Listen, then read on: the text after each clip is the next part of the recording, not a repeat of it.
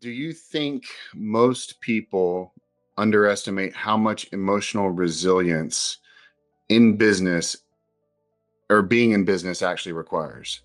100%. I think if people really knew what it takes, even the people that are in business, they probably wouldn't start.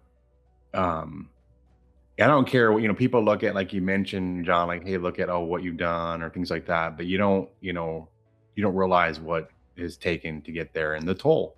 And there's a cost. I mean, you're giving something up no matter what you do. I mean, you can't buy Hmm. back time. So you're either, you know, something is going to be suffering at any point in time, whether it's your relationship with your wife, your kids, your health, your physical, your relationship with God, your work itself. Anyone that says, "Hey, I have it all figured out and completely balanced," is probably lying to themselves. I mean, it's a balancing act, and then eventually, I'm at the age and point in my life now where it's like it's all about priorities and what are my priorities. And don't tell me your priority is health, and then you never go to the gym and eat like out to eat every day. Then your priority isn't your health. Well, and don't you feel like it's also you're constantly chasing different priorities at different moments in time and you never fully achieve that balance? Right. You go through seasons. Like that's a good point because at some point you're going through a season, you're like, man, this is my life, this is my season, and it's never going to change. And some cases through circumstances it changes. Other cases you have to change your circumstances really to make it Right. change. If maybe you need to like watch less TV and get up earlier or whatever it might be. End of the day, it's a personal decision what you want to do, but I talk and consult a lot of people in real estate, but also a lot of my friends I've met that have other businesses. I just met with one last week. He has a $250 million business, and frankly, it's going under. And Hmm.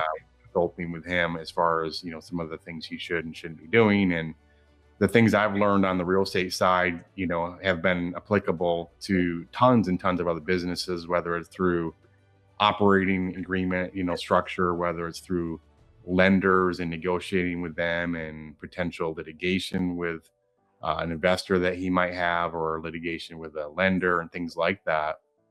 But it's tough. I mean, there's no question have a W-2 job if you want to say, I'm not saying they can't be stressful because they can be. But your business, when it's a business, hands down, no comparison to the stress level that you are going to have to be able to endure. And it's not just financial. A lot of cases it's emotional stress. And really, for my first time, if you want to say really in my life, a couple years ago, where I was you know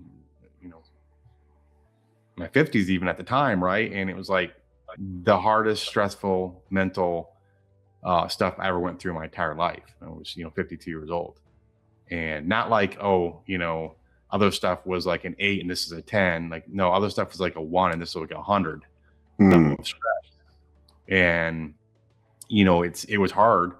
And thankfully I had people around me, wife and kids and family. I went up to Michigan. I live in Dallas, went to Michigan, spent a couple months up there, you know I just to get out of the environment. And it was very hard. But looking back at it, it's like it helped me prioritize what really is important in life and what can I control. And the whole idea of like regrets, why did I make that decision? Oh, I was stupid, I shouldn't have done this or that. End of the day, I didn't do anything wrong, if you want to say wrong, meaning I wasn't stealing, I wasn't cheating, I wasn't doing those things, but I made decisions to buy deals. 2022, looking back, I'm like, man, what I know now, I would have done things differently. And whether that's through the types of loans. But you can't read that in a book. You can't. You can't. I mean, the Sorry. reality is, Yeah.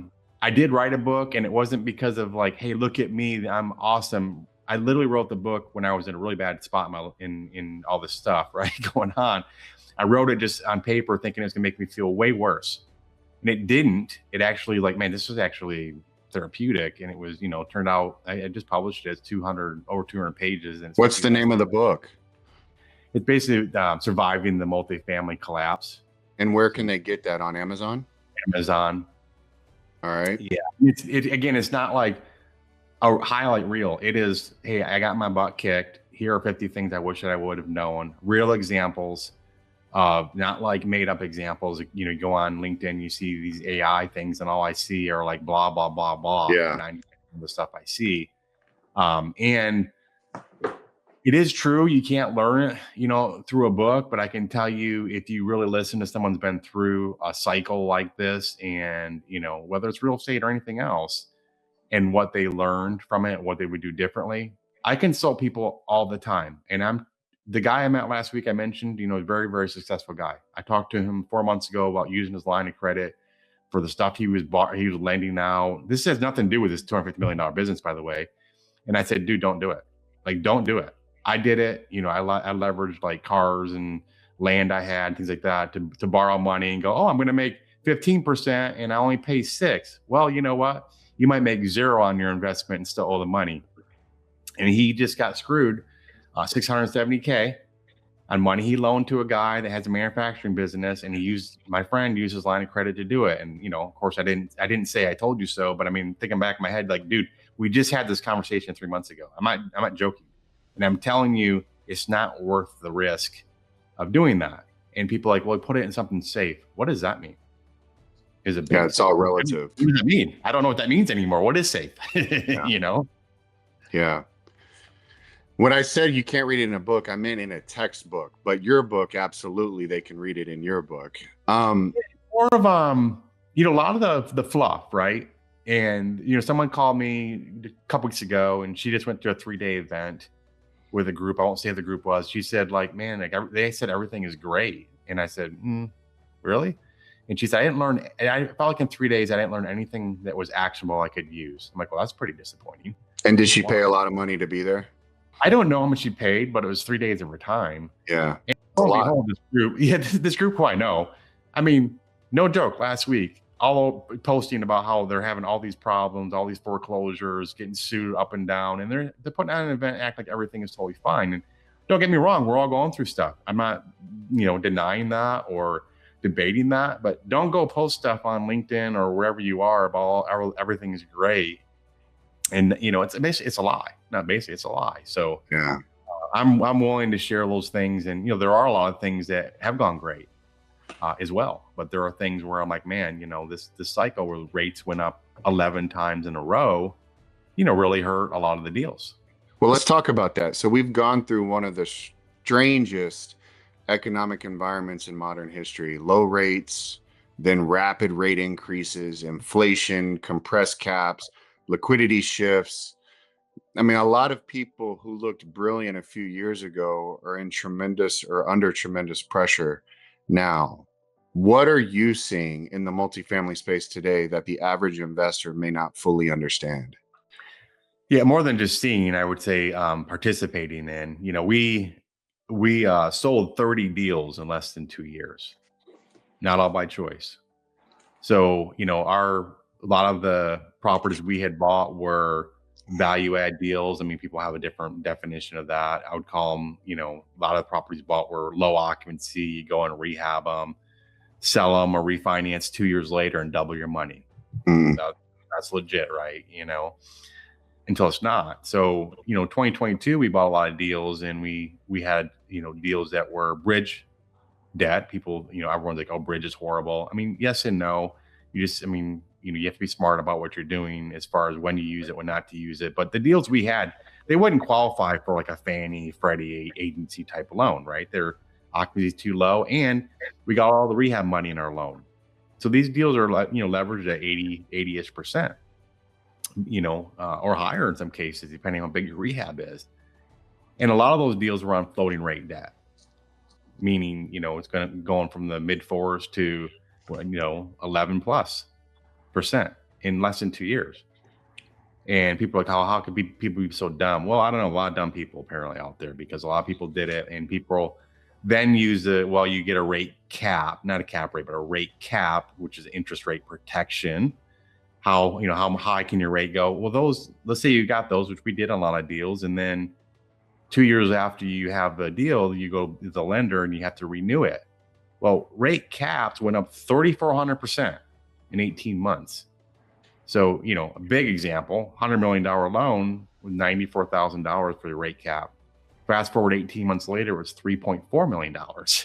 That's not Wow. like a paper. That's where the lender's like, hey, go buy a rate cap for 3.4. And by the way, your loan, your property's not worth as much. So I'm going to do a loan rebalance on you. I want you to give me another $10 million. Yeah. That's legit. So understand, and people are like, well, then you should get this type of debt, that type of debt. I get all that. But even the fixed rate debt, Fannie, Freddie, they have their own set of issues with, prepayment penalties, and without going on to it, you don't understand it with, yield maintenance and defeasance, and you're not a lot smart either. I mean, we have a deal that we had on Fannie. It did really well, but our prepayment penalty was $2.4 million on an $8.1 million loan.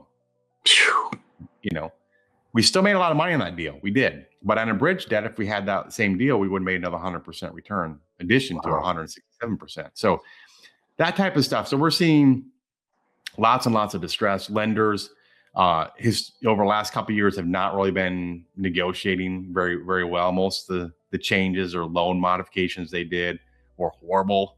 Those deals are all coming now. You're also getting locked in with things like, the lender's like, hey, sign this document, pre-negotiation agreement, and locking yourself into all these things and making it worse off. And then partnership issues. You're seeing the things where partnerships are blowing up. We have, general partners in our deals. You can't get a hold of them. I mean, they won't return calls or text messages. They just AWOL, and that type of stuff. So, and then not to make rub salt in the wound, you have the whole tax aspect of it, where you have deals, and don't get me wrong, there are definitely some tax benefits to multifamily, and people act like they're huge benefits, and I'm not going to debate that or not, but kind of debate it. Yeah, they're huge benefits, but they're not tax elimination.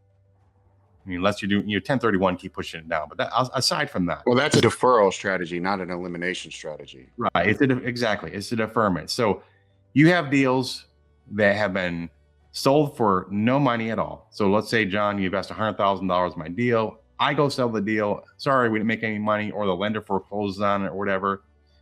You, John, who made no money on it, invested $100,000, you get your K1 for tax purposes, and lo and behold, you now have a tax liability. What do you mean I didn't make any money on this? Well, you received the benefit for depreciation benefit and other capital losses. Now, in year one, I did when I made the original investment. Right. And you'll continue to get it, but year one is the biggest, right? Mm-hmm. So it's very common. In fact, we have a deal we sold 2024, very good deal. We sold it. The investors made money as they went along on some distributions. We did a refi, pulled all the money out, sold, they made money off it. And I have an email that I actually have it, I think, in my book too. It's like, this guy's like, hey, I see on my K1 I made $340,000 and I didn't make it, so I now owe $45,000. This is a deal that actually did perform, by the way.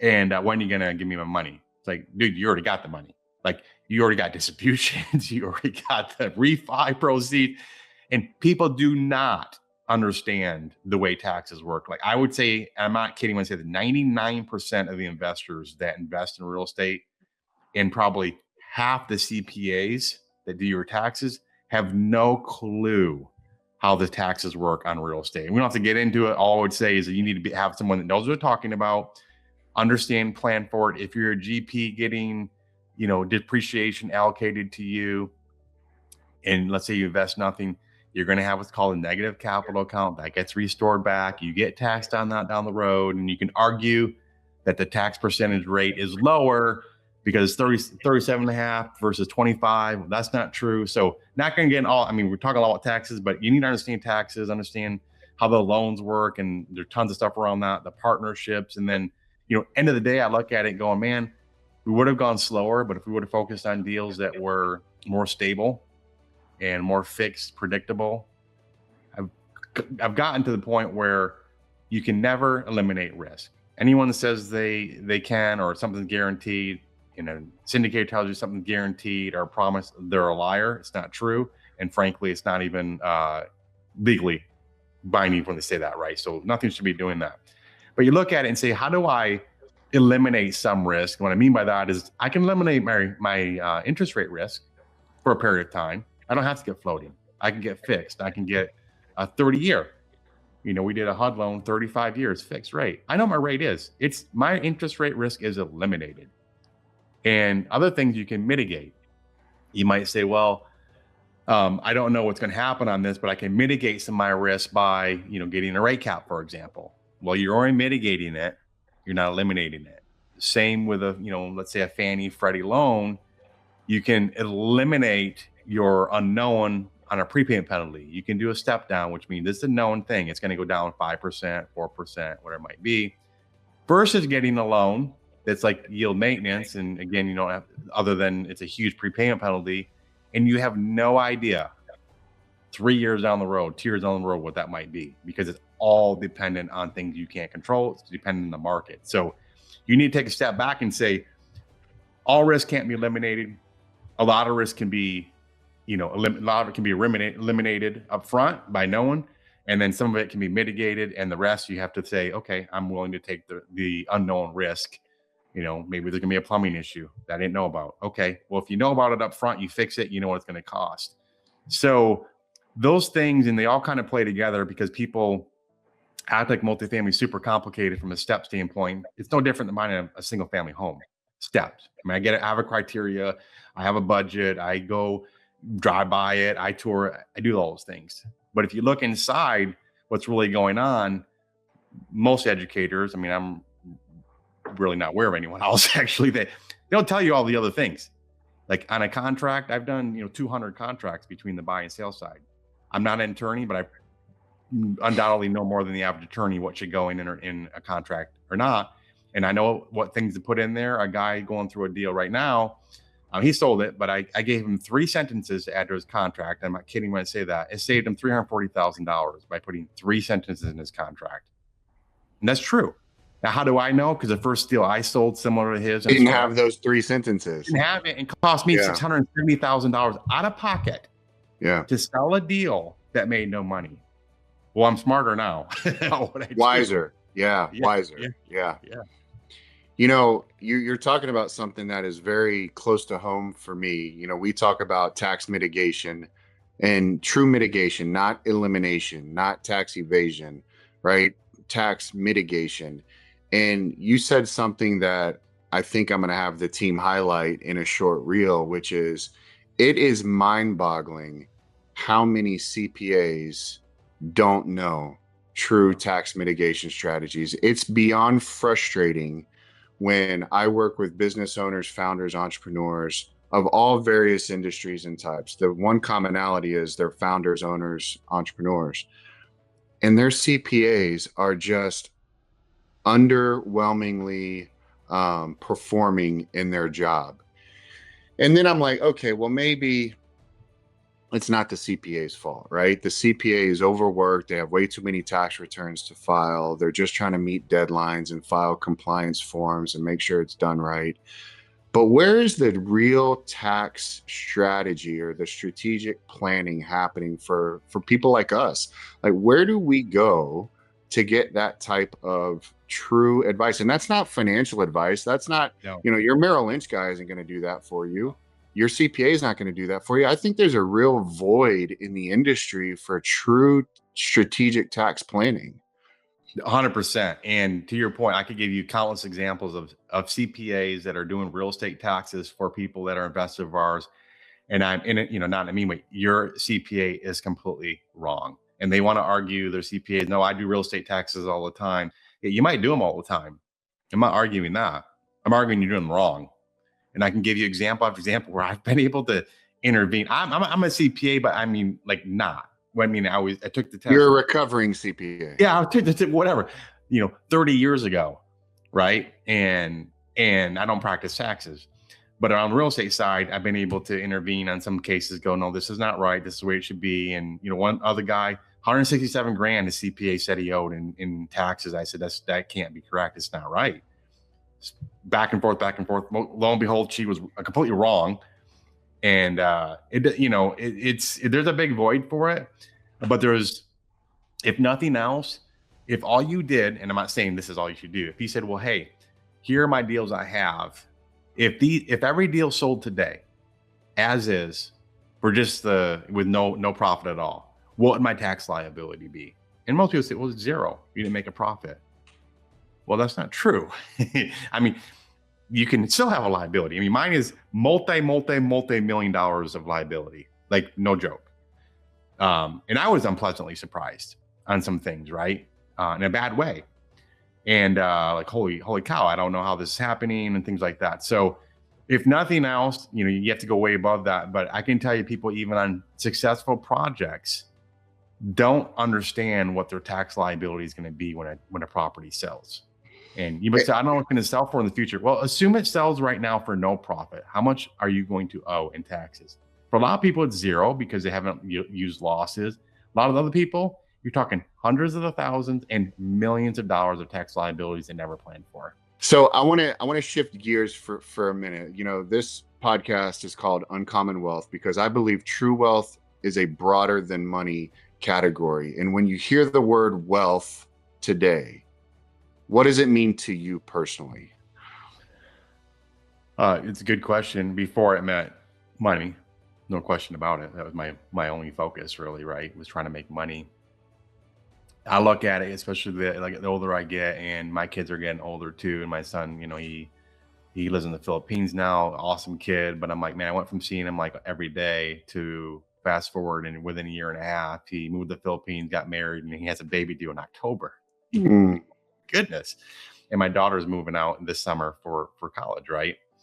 I look back at it and say, really, at the end of the day, what's really important? And don't get me wrong, I don't want to be living on the streets, and I don't want, what I mean? Like, okay, I'm not taking that extreme, but health is super important because if you're not around here, like, maybe you can't walk your daughter down the aisle. That's pretty sad. I mean, things happen. I get it, right? Some things are out of your control, right? Number one, foremost, is relationship with Jesus. And no, it's true. End of the day, whether you believe it or not, everybody is gonna experience the same thing. And at some point, you'll either be in heaven or you're not. And that's whether people want to believe that true or not. But at the end of the day, your relationship with Jesus is number one. Number two is relationship with your spouse. And I was no question guilty of this in a bad way, right? Where I prioritized my kids above my wife for a number of years. I did. And I wish I had not done that. And we have a great marriage now. And thankfully, since our kids are getting out, great marriage, all that stuff. But it took a lot of time to get there and figure things out. So, I want the relationships with my spouse and my kids and, other family members to be, my primary thing after Jesus. And health is super important. I mean, it just is because I want to feel better and I want to be around. And if you look at it and say, well, yeah, those things are important, then what are you doing in your priorities and what are you spending your time? That's really going to tell you really where your priorities are. But wealth for me is the family, relationship with God, giving back if I can. Some people are like, why do you share even some of the stuff? Just like, it's like, well, you know what? I didn't want to. A year ago, I would curl up in a little ball, fetal position, want to, come out of the closet, basically. It was bad. And now I'm like, you know what? If I can even share, a couple things here or there, I don't want anyone to go through what we went through, through this cycle. And a lot of it can be avoided. And then, so giving back to people, right? And whatever that means. And, I love that. It doesn't have to look the same. People will look at somebody else, say, well, that person does this, that person does that. And you might even have your spouse say something like, oh, well, maybe you should do, simple thing. And this has nothing to do with your question, but like, I listen to audiobooks, right? It's all, and my kids listen. My wife likes to read like a physical book, right? I'm like, that's crazy to me, right? And, but she thinks everyone should basically want to read a book. It's better, I'm like, well, it's better for you, right? It's not better for me. I get less doing that. So just as an example, you look at somebody else and say, well, they should do what I'm doing, or you're trying to mimic somebody else and try to become somebody else. And I'm not saying that's all bad from a trait standpoint, but you are who you are. You were born a certain way. You have certain things you were born with that you have no control over, by the way. And you have other things that through your upbringing, your nurturing and your family and things like that, that you had no control over either. And then you have those things that you can control. And there are certain things you're good at for whatever reason, some God-given talents. And there's some things that you're not good at, some things you like, some things you don't. So End of the day, relationships are going to be number one. Health, so you can stay here long enough to see, grandkids and walk my daughter down the aisle and those type of things, super important to me. And then giving back, to people as much as you can, rather than some people think, well, I don't have anything to give back. Pretty much guaranteed, if you've been living a certain number of years, you have something you can share. Like, it blows my mind when I talk to people sometimes what they don't know. I'm Right. really into stuff like that. And I'll talk to people, I'm like, man, that guy's like 50 years old. He's never heard this before. I'm like, man.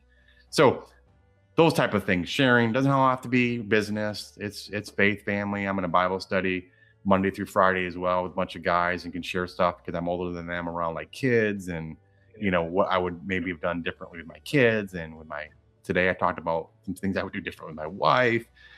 Those things are valuable to people, and whether people want to choose to listen and actually change or not is up to them. But at least you're kind of doing what you should do. It's not your job to change somebody. It's not your job to make somebody a Christian. You kind of mentioned the 5 F's: faith, family, finance, fitness, freedom, right? Correct.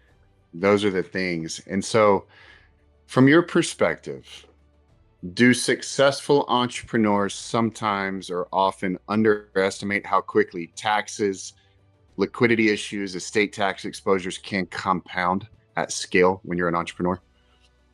Yeah, because in some cases it almost sneaks up on you. What I mean by that is, like, we were, I mean, for all practical purposes, very successful in a short period of time, and it was like kind of crazy. Like, holy cow! Like, we pretty much could buy whatever we could buy, pretty much whatever we wanted within like pretty extreme levels. It kind of sneaks up on you. But our planning was horrible, like horrible planning.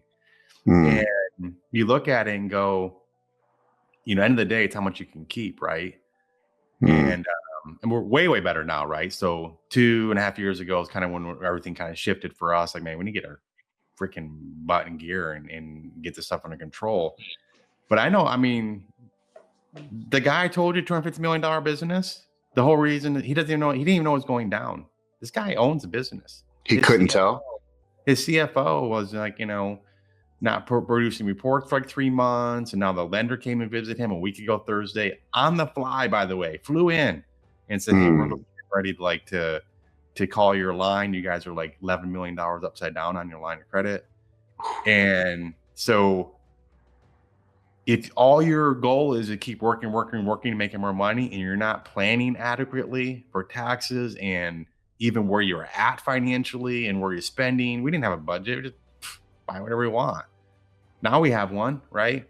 So you underestimate it sometimes, because the financial success can sneak up on you to where you're like, I was making this, now like, holy cow, I'm making in a week more than a week that I made like in a year. Yeah. When I first graduated. And then you're like, well, I don't have to worry about money that much anymore, right? Because, one thing I've noticed with highly successful operators is eventually they realize, and you just said this, that the real challenge isn't building wealth or dollars. It's coordinating all the moving pieces around taxes, liquidity, protection, and succession. And based on what you're saying, I'm assuming you found that to be true as well as your business. Oh, I got stuck, dude. I got stuck from the liquidity standpoint. I was borrowing money against some cars I had and land. And in fact, like you mentioned, the guy I met last week, right? I mean, he did the line of credits, and he's like getting trapped right now because that guy owed him $670K, hasn't paid him back. Now he's suing the guy. I'm like, you get stuck where you think, like this guy told me like 3 months ago, I'm good. Like, I have a $2 million line of credit. I'm going to buy this stuff and loan this money out. I'm like, dude, like you can, right? But I said I wouldn't do it. And that liquidity, I mean, true or not, I mean, I'm pretty sure it was posted, Mr. Beast, who's worth like, I think a few $1 billion, supposedly didn't have liquidity to pay for his wedding. So his mom paid for his wedding. I'm like, okay, like, if he has a problem, and he had, I thought he's like worth like $5 billion or something, obscene amount of money. Let's call it $1 billion. He didn't have liquidity. That's pretty poor planning. Well, same with you. If you have whatever you have, whatever, 500 grand. You know how many liquidity? That's pretty poor planning.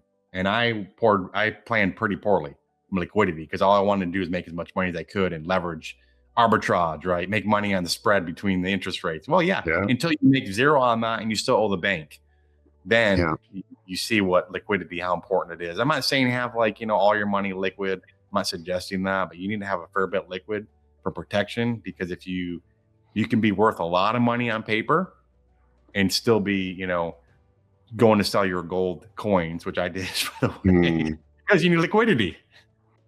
And that's a number that is a personal number, right? There's no, the book of financial planning says 3 to 6 months of expenses or 3 to 6 months of your income. And I think that's a bogus number. I think that liquidity number is a sleep factor. It's a sleep at night number. Like, what number do you have socked away that you're not going to touch for deals, you're not going to touch for toys, you're not going to touch for that gives you peace of mind to sleep at night? And I've also found that number changes over time as well. Changes based on, I mean, to me, it's minimum 12 months, minimum.